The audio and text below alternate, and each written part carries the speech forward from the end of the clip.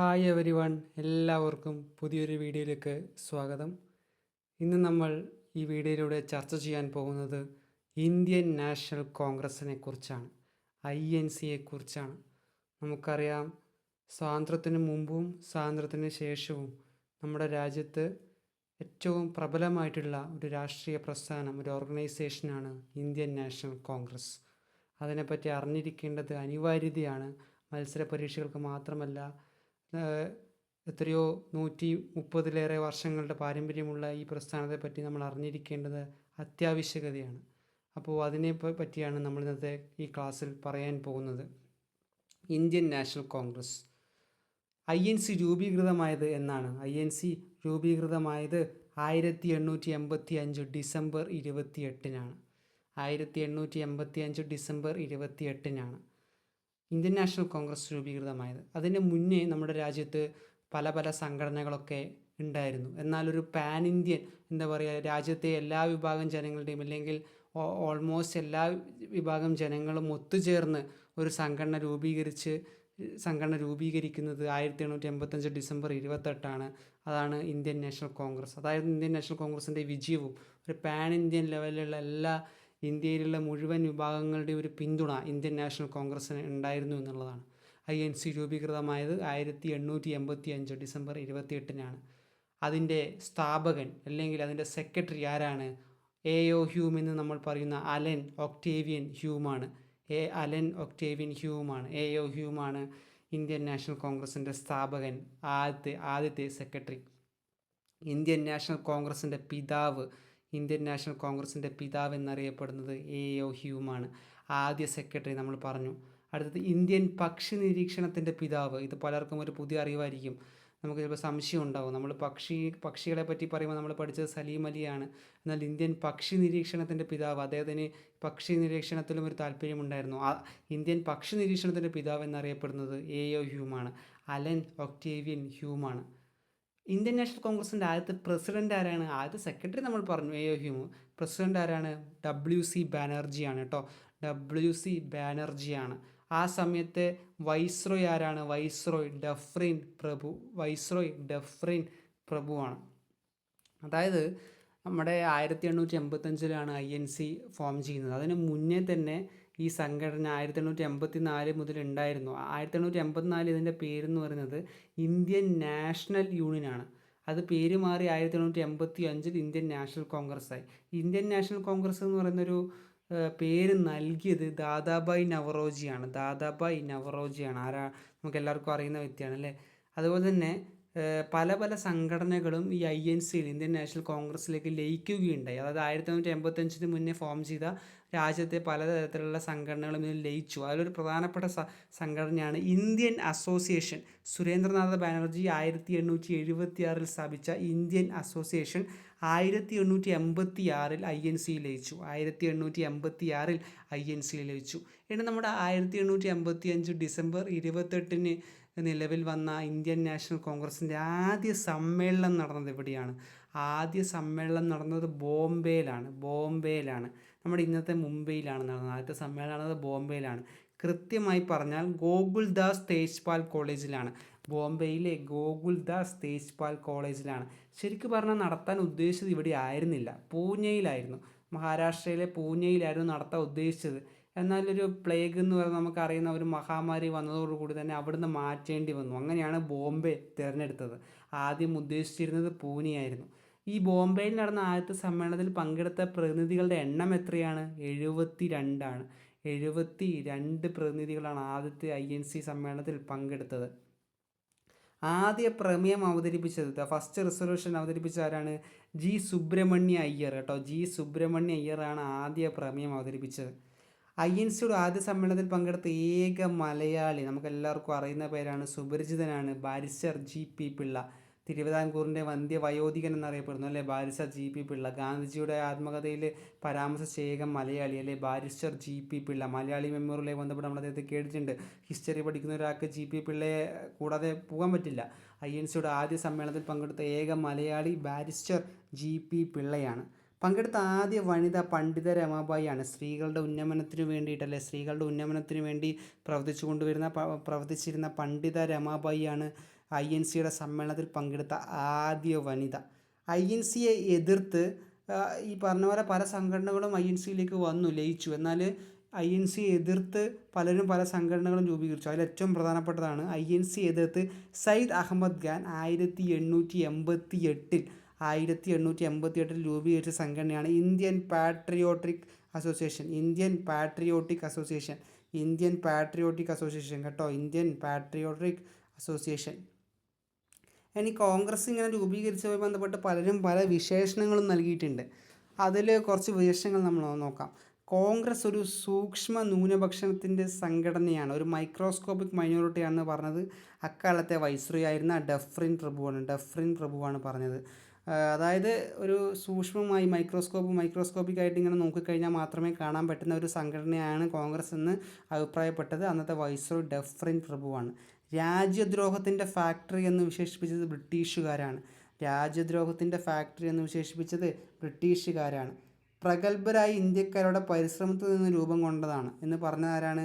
സ്ഥാപക secretary, Indian national കോൺഗ്രസിൻ്റെ പിതാവ്, ഇന്ത്യൻ പക്ഷി നിരീക്ഷണത്തിൻ്റെ പിതാവായിട്ടുള്ള അലൻ ഒക്ടേവിയൻ ഹ്യൂം എന്ന AO ഹ്യൂമാണ് പറഞ്ഞത്. പ്രഗത്ഭരായ ഇന്ത്യക്കാരുടെ പരിശ്രമത്തിൽ നിന്ന് രൂപം കൊണ്ടതാണ് ഇന്ത്യൻ നാഷണൽ കോൺഗ്രസ് എന്ന് അഭിപ്രായപ്പെട്ടത് AO ഹ്യൂമാണ്.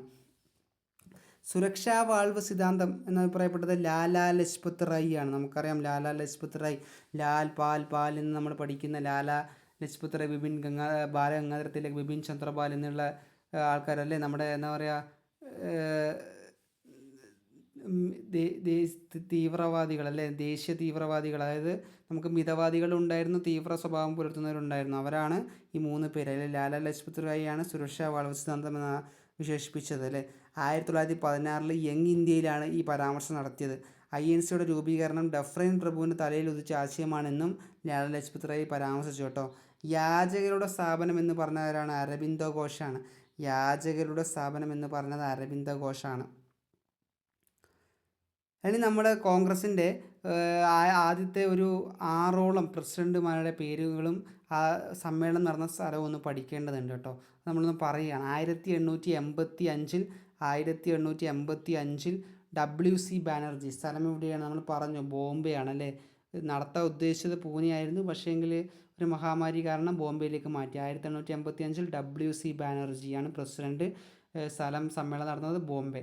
1886 ദാദാഭായ് നവറോജി, കൽക്കട്ട, ഇന്നത്തെ കൊൽക്കത്ത. 1886 ദാദാഭായ് നവറോജി ഇന്ത്യൻ നാഷണൽ കോൺഗ്രസ് എന്ന പേര് ആദ്യം ഇന്ത്യൻ നാഷണൽ കോൺഗ്രസ് എന്ന പേരിട്ട വ്യക്തിയാണ് ദാദാഭായ് നവറോജി. അല്ലെ 1886 കൽക്കട്ട സമ്മേളനത്തിൽ പ്രസിഡന്റായി. 1887 ബദ്രുദ്ദീൻ തയാബ്ജി മദ്രാസ് ആണ്. 1887 ഇന്ത്യൻ നാഷണൽ കോൺഗ്രസിൻ്റെ 3ാമത്തെ പ്രസിഡന്റ്.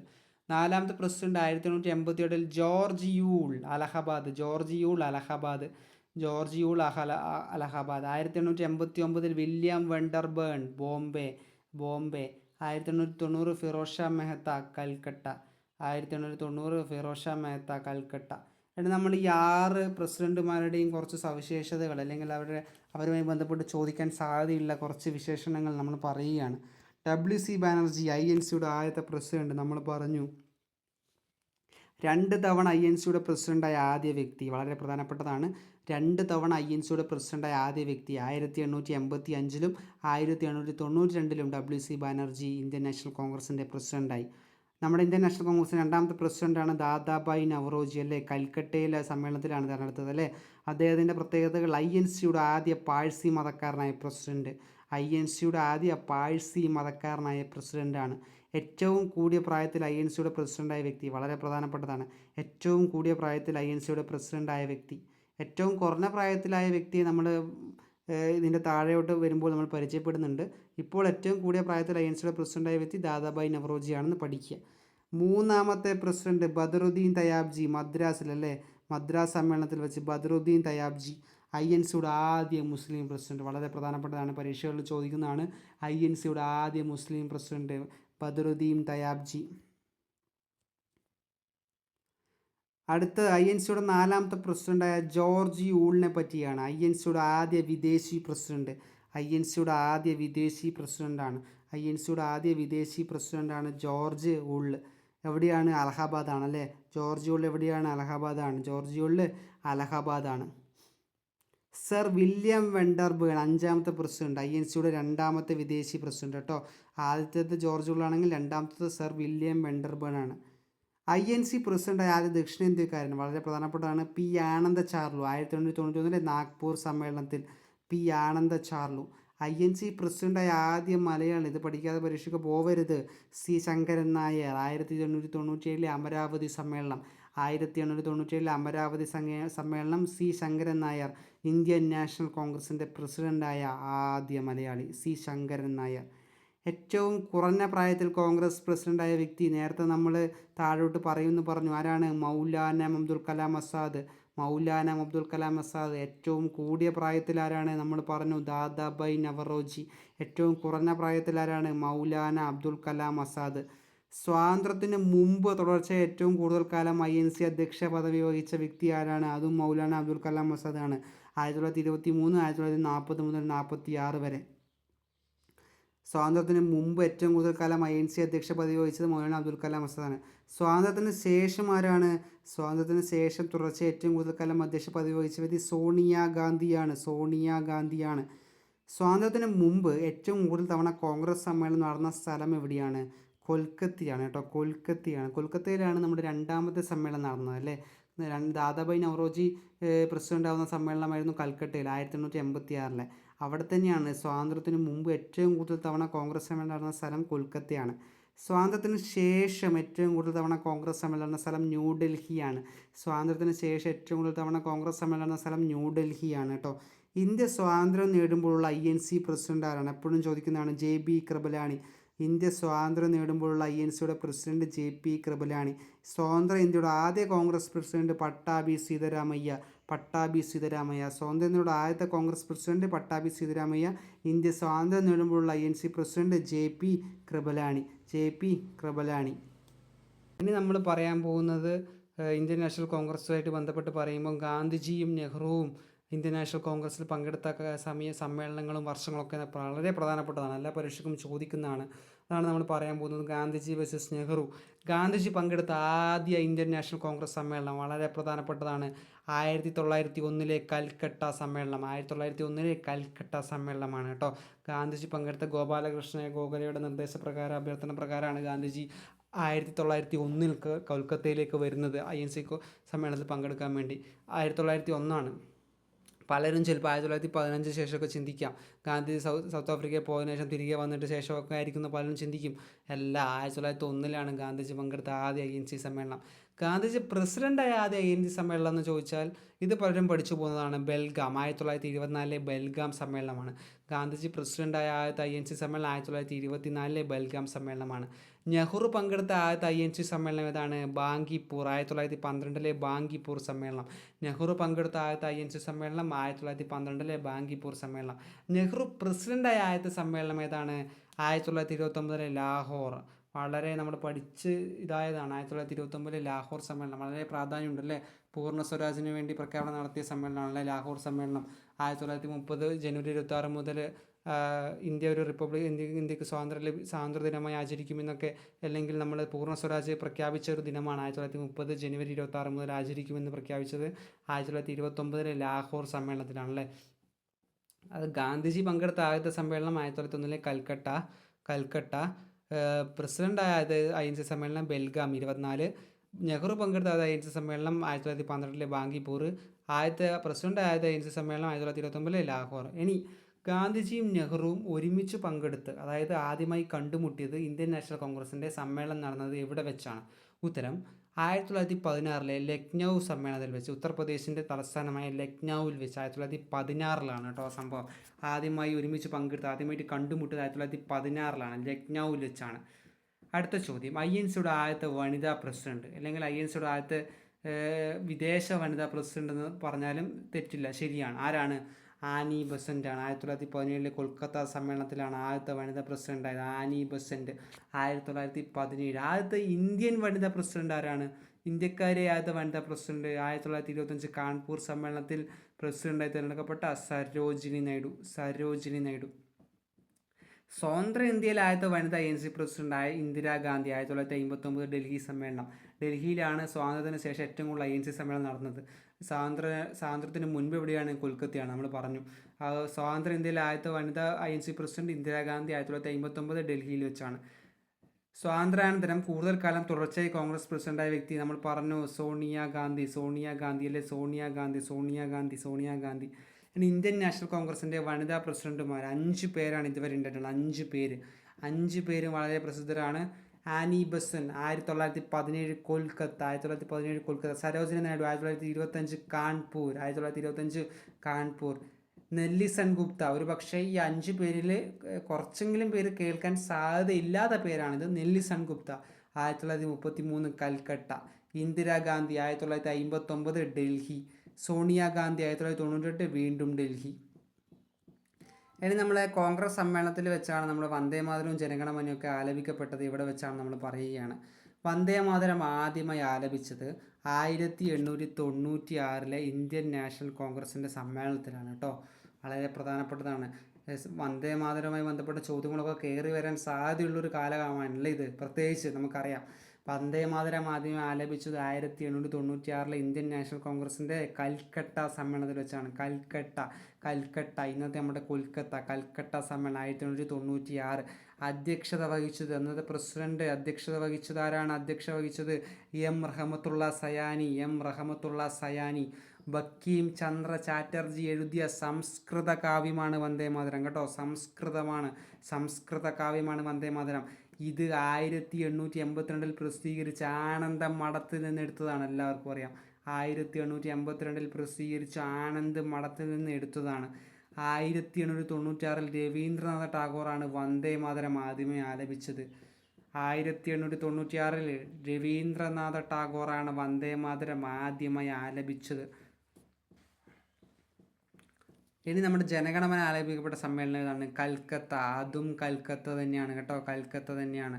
1911. വന്ദേമാതരം 96. 15 വർഷങ്ങൾക്ക് ശേഷം 1911 കൽക്കട്ട സമ്മേളനത്തിൽ ജനഗണമന ആലപിച്ചു. അധ്യക്ഷത വഹിച്ചത് BN ദർ. ദേശീയഗാനം ആദ്യമായി ആലപിച്ചത് ഈ സമ്മേളനത്തിലാണ്. കൽക്കട്ട സമ്മേളനം. വന്ദേമാതരം ആദ്യമായി ആരംഭിച്ചത് അതും കൽക്കട്ട സമ്മേളനം. വർഷം മാത്രം മാറ്റം. വന്ദേമാതരം 1996. ജനഗണമന 911. രവീന്ദ്രനാഥ ടാഗോറാണ് രചിച്ചത്. ആലപിച്ചതാരാണ്? വന്ദേമാതരം ആലപിച്ചത് രവീന്ദ്രനാഥ ടാഗോർ. എന്നാൽ രവീന്ദ്രനാഥ ടാഗോർ ഇത് ജനഗണമന ആലപിച്ചത് സരളാദേവി ചൗധുരിണി. അതായത് ഇത്രയേ ഉള്ളൂ. വന്ദേമാതരം 1896 ആദ്യമായി ആലപിച്ചത് കൽക്കട്ട സമ്മേളനം. അന്നത്തെ അധ്യക്ഷൻ എം റഹമത്തുള്ള സയാനി. ആദ്യമായി ആലപിച്ചത് രവീന്ദ്രനാഥ ടാഗോർ. ആനന്ദമഠം എന്ന ബങ്കിം ചന്ദ്ര ചാറ്റർജി എഴുതിയ സംസ്കൃത കാവ്യമാണ് വന്ദേമാതരം. 852 പ്രസിദ്ധീകരിച്ച ആനന്ദമഠത്തിൽ നിന്നാണ് എടുത്തത്. നമ്മുടെ 1911 കൽക്കട്ട സമ്മേളനം ജനഗണമന ആദ്യമായി ആലപിച്ചു. അധ്യക്ഷൻ BN ദർ. ജനഗണമന രചിച്ചത് രവീന്ദ്രനാഥ ടാഗോർ. ആദ്യമായി ആലപിച്ചത് സരളാദേവി ചൗധുരിണി. അപ്പോൾ ഇത്രയൊക്കെയാണ് നമുക്ക് ഇന്ത്യൻ നാഷണൽ കോൺഗ്രസിനെ പറ്റി പ്രധാനമായിട്ടും പറയാനുള്ള പോയിൻറ്റ്സ്. ഇതൊക്കെയാണ്. ഓൾമോസ്റ്റ് എല്ലാ കാര്യങ്ങളും നമ്മൾ ഇന്ത്യൻ നാഷണൽ കോൺഗ്രസിനെ പഠിക്കേണ്ട കാര്യങ്ങളൊക്കെ നമ്മൾ കവർ ചെയ്തിട്ടുണ്ട്. നമ്മുടെ ഇപ്പോഴത്തെ ഇന്ത്യൻ നാഷണൽ കോൺഗ്രസിൻ്റെ പ്രസിഡന്റ് ആരാണ്? അഖിലേന്ത്യാ പ്രസിഡന്റ് ആരാണ്? മല്ലികാർജ്ജുന ഖാർഗെയാണ്. AICCയുടെ ജനറൽ സെക്രട്ടറി, സംഘടനാ ചുമതലയുള്ള ജനറൽ സെക്രട്ടറി കേരളക്കാരനാണ്. KC വേണുഗോപാൽ. പറയേണ്ട കാര്യമില്ല. 1-2 മാസങ്ങൾക്ക് മുന്നേ വളരെ അധികം കേൾക്കാത്തവർ പോലും കേട്ടിട്ടുള്ള പേരാണല്ലേ. അപ്പോൾ ഇത്രത്തോളമാണ് ഇന്നത്തെ ഈ ക്ലാസ്സിൽ പറയാനുള്ളത്. നിങ്ങൾക്ക് ഈ വീഡിയോ ഏതെങ്കിലും തരത്തിൽ ഉപകരിക്കുകയാണെങ്കിൽ ഒന്ന് സബ്സ്ക്രൈബ് ചെയ്യാൻ മറക്കില്ല. അതുപോലെ തന്നെ നിങ്ങളുടെ കൂട്ടുകാർക്ക് ഷെയർ ചെയ്യണമെന്ന് അഭ്യർത്ഥിക്കുന്നു. എല്ലാവർക്കും പുതിയൊരു വീഡിയോയുമായി ഉടൻ തന്നെ കാണാം. താങ്ക്